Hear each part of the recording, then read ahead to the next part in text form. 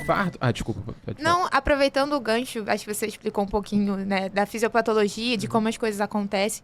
E uma percepção que eu tenho é que os pacientes que vão para CAT, enfim, para angioplastia, eles têm muito receio do que vai acontecer. A gente também já falou um pouco sobre o sinergismo, né, entre a cardiologia intervencionista e a cirurgia cardíaca. E eu percebo que os pacientes têm muito esse receio. Você consegue explicar para a gente como acontece melhor, como é o procedimento, se o paciente vai estar acordado, como é? Ah, legal. Essa pergunta é muito boa. Eu acho que por exemplo, dentro da minha equipe, né, eu sempre tento fazer esse papel porque, cara, eu morro de medo de dentista.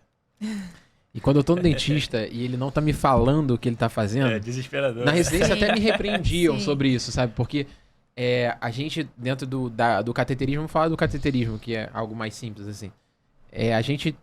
A gente tem duas fases do exame, né? A coronária esquerda e a coronária direita.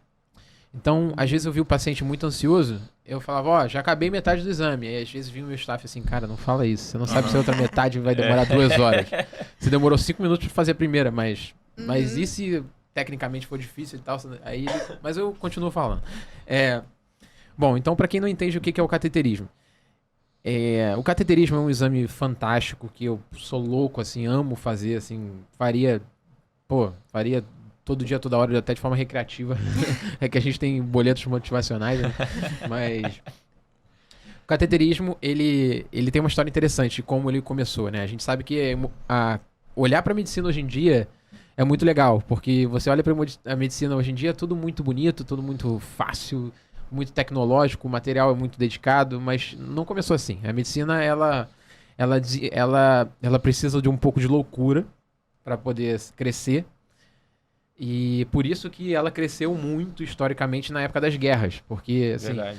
porque você... Infelizmente, a gente sabe que é difícil botar paciente, né? Botar uma vida humana como um rato de laboratório, né? Experimentar. Como cobaia, É né? muito Não difícil pode. você ser cobaia do ponto de vista ético, né? Mas às vezes, para poder avançar e descobrir coisas novas, você tem que ser um pouco maluco, né? Você tem que entender e falar assim, cara, será que é possível fazer isso? Então, em 1906, eu não me engano, não sei se você sabe, 1904, em Berlim, Werner Fosmann, que é um médico alemão, ele, conhecendo a anatomia, né, já tem 120 anos que isso aconteceu, ele conhecendo a anatomia, ele falou, cara, e se eu colocar uma sonda dentro da minha artéria do braço, se as artérias, elas saem do coração para a periferia, se eu botar uma sonda aqui na artéria do meu braço e for empurrando, será que ela vai no coração? Aí todo mundo fala, não, você é louco. Então, claro que isso não vai acontecer, você não vai conseguir empurrar uma sonda, você vai morrer antes disso acontecer e tal. Aí ele ficou com essa ideia na cabeça, aí teve um dia que ele convenceu uma enfermeira, ele falou, esteriliza o material todo, me dá um pouquinho de contraste, tranca aqui a porta do CTI, do hospital, do lugar que eles trabalhavam lá, tranca, porque as pessoas já sabiam que ele estava meio fora da casinha, que ele ia tentar fazer isso. E aí ele introduziu na própria artéria dele, acordado, um catéter, e aí ele foi introduzindo, injetou um pouco de contraste e fez uma radiografia de tórax. Por isso que lá no Instagram eu coloquei, logo no início eu coloquei a radiografia de tórax que todo cardiologista deveria conhecer, que é exatamente isso. Foi ele mesmo, com a mulher segurando a porta, com a enfermeira segurando a porta lá, introduziu uma sonda mesmo, sonda de aspiração, assim, que não é a sonda de aspiração que a gente tem hoje, mas algo parecido com uma sonda, né, um catéter, assim, um canudo, digamos assim, um canudo estéril, ele foi introduzindo, injetou contraste e ele viu que ele estava lá perto do coração. E aí pintou lá as artérias. E, por exemplo, num segundo momento, não se achava que o cateterismo seletivo era possível, porque o contraste que a gente utilizava, o leigo tem muito medo de contraste, né? Ai, meu Deus, eu usei o contraste. Ai, doutor, vai usar contraste? Como é que... É impossível hoje em dia ainda, né, fazer um cateterismo cardíaco sem contraste. Mas o contraste que a gente usava há 10 anos não é nem perto do que a gente usa hoje. Então, quando a gente usava o contraste, a gente substitui o sangue por um líquido muito mais viscoso, que não leva nutrientes, e o coração odiava isso. Então, existia quando eles começaram a fazer o estudo por catéter, eles começaram a injetar contraste na aorta. E aí, o pouco que sobrava ali na aorta pintava as artérias do coração. Só que teve um dia, por um capricho, né, que eles injetavam o contraste e esse catéter acabou caindo dentro da artéria. E aí pintou as artérias e o paciente veio até morrer depois, porque não tolerava aquilo ali, né? Depois a gente foi aprimorando os meios de contraste, viu que era muito arritmogênico, então a gente tinha que fazer o cateterismo sempre com marca-passo. Só que isso já mudou milhões de vezes, a gente já está muito à frente disso. E hoje em dia as reações adversas aos contrastes são muito, muito, muito raras, né? Então, como funciona o cateterismo cardíaco, para a gente tentar resumir aqui? Se deixar, Sam, eu vou falando aqui direto. Que eu sou apaixonado por isso, né? Não, então, tá muito legal mesmo. Como funciona o cateterismo cardíaco para o leigo, para quem está assistindo aí, que eu acho que conhecer o procedimento é muito importante. Sim. Né? Atualmente, a gente tem pelo Brasil, né? Vamos falar de Brasil, a gente tem quase que 90%, 95% dos casos a gente faz pela via radial, que é uma artéria que a gente tem aqui no braço, tá? A gente tem duas grandes artérias no braço, a ulnar e a radial. A gente faz um botão anestésico aqui, a anestesia igual de dentista, tá? E aí, essa anestesia é infundida aqui com uma agulha de insulina, uma agulha bem fina. O paciente sente aquele ardor, que na verdade não é do anestésico, é da divulsão dos planos ali, né? Porque você injeta você injeta um líquido entre tecidos e aquilo ali vai alargando aquele espaço e o paciente sente aquele ardor ali. E aí, em tese, a gente não tem, do ponto de vista fisiológico, sensores de dor dentro das artérias. Então, em tese, o paciente não sente nada.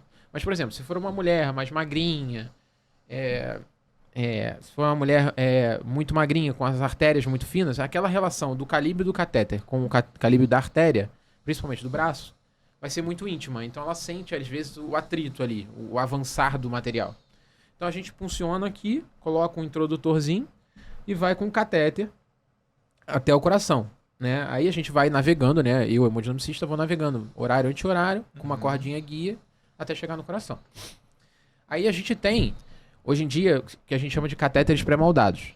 Existem catéteres clássicos, né? Que foram criados por Judkins, né? Que a gente chama de Judkins Right, que é o JR, e o Judkins Left, que é o JL. Um para a coronária direita e outro para a coronária esquerda. Tem mais de 1000 catéteres para diversas anatomias.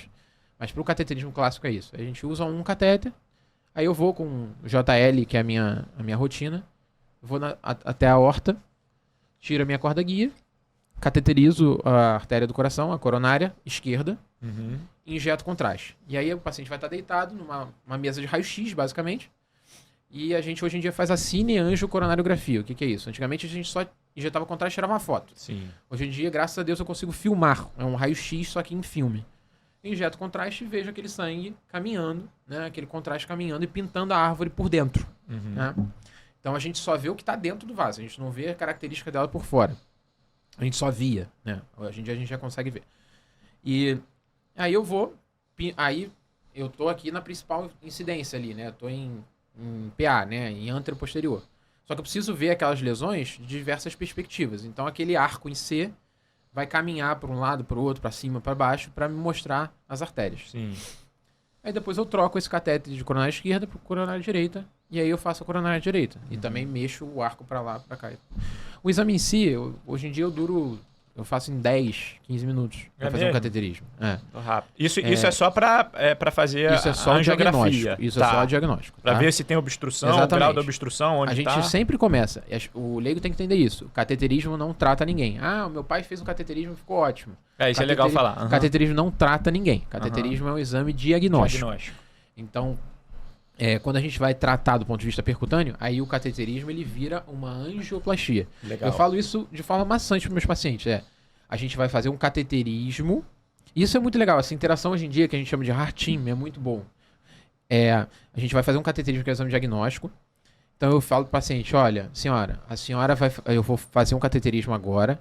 A gente vai entender o que está acontecendo no seu coração e a gente vai ter 3 caminhos para se trilhar depois disso. Um é o majoritário, é o principal, que é o tratamento clínico. Ele vai sempre existir. Se a senhora está deitada aqui na mesa por algum motivo, é porque a senhora vai precisar de remédio. Então a senhora tem que tomar remédio. Então pode ser que saia daqui, tenha doença, mas o tratamento vai ser só com remédio. E esse tratamento funciona e muito. Cada vez mais os estudos mostram que esse tratamento funciona muito. Ou o tratamento percutâneo, que é através da angioplastia, que é o implante clássico do stent, aquela molinha mesmo. ou o tratamento da cirurgia cardíaca. Que é um dos cenários também. Às vezes a anatomia é muito complexa, a gente tem aquilo que a gente falou no início, que são alterações ali na árvore coronariana que a gente não permite, ou são muitas lesões. Sim. Que o resultado, os estudos mostram que você colocar muitos stents não é superior à cirurgia cardíaca. E às vezes, não é nem superior, é inferior, é pior. Você vai causar um dano para o paciente. Então, para aquela pessoa que fala, mas pô, meu pai, eu queria tratar tudo com stent e tal. Mas nem sempre é o melhor caminho para ele. Às vezes a cirurgia, principalmente no follow-up de 10 anos, existem estudos clássicos na cardiologia que mostram que, assim, é claro que, do ponto de vista estatístico, a cirurgia, no primeiro momento, tem mais complicações do que a angioplastia por ser mais invasiva. Né? Mas essa curva, às vezes você começa... vamos supor que você tem 100 pacientes com várias obstruções no coração. E aí, 50 vão operar, 50 vão fazer angioplastia, colocar stent em todas. Aí, o que os estudos mostram? Naquele início, a cirurgia perde um pouquinho para a hemodinâmica, porque as pessoas que operam acabam morrendo mais, por outros motivos. Né? Às vezes são pacientes que têm um perfil ruim já, né? São mais idosos. A cirurgia é muito traumática, justamente por aquilo que a gente falou. Mas depois, ao longo de 10 anos, muito próximo ali, 6, 7 anos, existe um benefício do ponto de vista de sobrevida e de qualidade de vida e mortalidade para a cirurgia cardíaca. A patência dos enxertos, que a gente chama, os vasos eles continuam abertos por mais tempo. Apesar dos stents, a gente hoje em dia tem stents farmacológicos, né?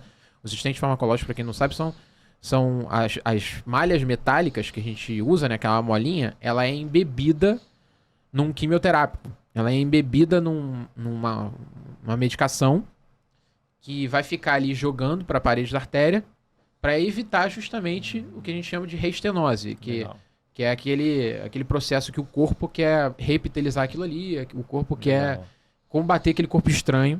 Então ela fica sempre ali jogando a medicação direto para evitar que isso aconteça e aquele enxerto siga patente, né? Mas nesse cenário, geralmente a cirurgia cardíaca é superior à hemodinâmica, né? Então o cateterismo, ele é um exame diagnóstico, ele não trata ninguém, a gente está ali só para saber. Então é claro que o tratar é o que a gente quer, né? A gente quer tratar porque o nosso objetivo quando sai de casa para fazer um infarto é tirar o problema com a mão. Mas sempre a gente começa os nossos procedimentos do ponto de vista coronariano com o cateterismo, que é digamos assim, o nosso carro-chefe. E o cateterismo, quando a gente fala de cateterismo, é o clássico cateterismo esquerdo. Que também existe o cateterismo direito, que é quando a gente leva o catéter pelas veias, aí é outra coisa, e a gente vai estudar as cavidades direitas do coração, que é para estudar a hipertensão arterial pulmonar, e estudar as cavidades direitas, doenças do lado direito do coração. Mas aí, Luiz, uma dúvida.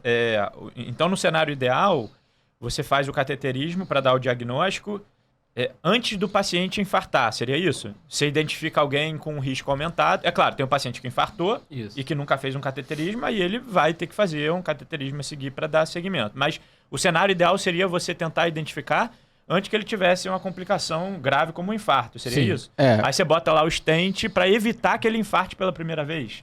Isso ainda é um pouco polêmico também. Mas hoje em dia a gente trabalha muito sobre prevenção. A gente sabe que a gente tratar antes da doença aparecer é a melhor coisa, né? E aí por isso que a medicina desenvolveu testes que são extremamente sensíveis e pouco específicos. O que eu quero dizer com isso? Muita gente às vezes faz... o meu cardiologista pediu para eu fazer um teste ergométrico, fazer o teste da esteira. E lá, poxa, doutor, eu fui lá, fiz, mostrou que eu tenho uma isquemia, que tem um problema, que quando eu estava correndo lá na esteira, quase morrendo, eu tinha algum problema que era para fazer um cateterismo, eu fui fazer o cateterismo e não deu nada. É justamente por aquilo que a gente conversou. Pode ser essa questão de oferta e demanda. Ou não. Ou pode ser um falso positivo do teste ergométrico, que tem muito, mas é a função do exame, né? Fazer um rastreio, né? Então a gente estressa o coração, seja ele com teste ergométrico, seja ele com eco de estresse, uma cintilografia. A gente tem vários exames dentro da cardiologia que vão tentar pesquisar essas obstruções antes que elas sejam graves o suficiente ou instáveis o suficiente para causar um infarto. Que a partir do momento que o infarto acontece, a gente usa uma expressão na cardiologia que tempo é músculo. Então, a partir do momento que me ligam e falam, tem um infartado aqui, cada minuto representa, assim, do ponto de vista estatístico, 1 ano de vida, de sobrevida. Caramba. Então, o nosso tempo porta-balão, que a gente chama, que é o momento que o paciente deu entrada no hospital, e o momento que eu vou abrir e restabelecer aquele fluxo naquele vaso, cada minuto realmente conta. E isso a gente está falando de coração. O cérebro é pior ainda. Quando esse infarto acontece no cérebro, os danos são mais irreversíveis ainda, porque o tecido, né, o músculo cardíaco, ele trabalha um pouco melhor sobre carência de nutrientes. Agora, o cérebro não permite isso. O cérebro ele não tem outros meios de aporte de energia, de nutrientes, senão o sangue, né? O próprio mecanismo do coração, ele tem vários mecanismos compensatórios que salvam um pouco ali. O cérebro não. Mais sensível, né? E o coração consegue se ajustar depois, né? Que a gente chama de reabilitação cardíaca, né? Remodelamento cardíaco. O coração, ele consegue trabalhar melhor. O cérebro não. A partir do momento que você perdeu aquilo, você não perdeu. Você perdeu. É por isso que é muito difícil alguém que tem um AVC limitante, né? Uma coisa incapacitante, vá desenvolver e vá recuperar aquelas funções. Sim. Mas não é impossível um cara que teve um infarto grande e sai com disfunção cardíaca muito grande, ele recuperar muito dessa função cardíaca depois. Isso é a diferença entre um e outro.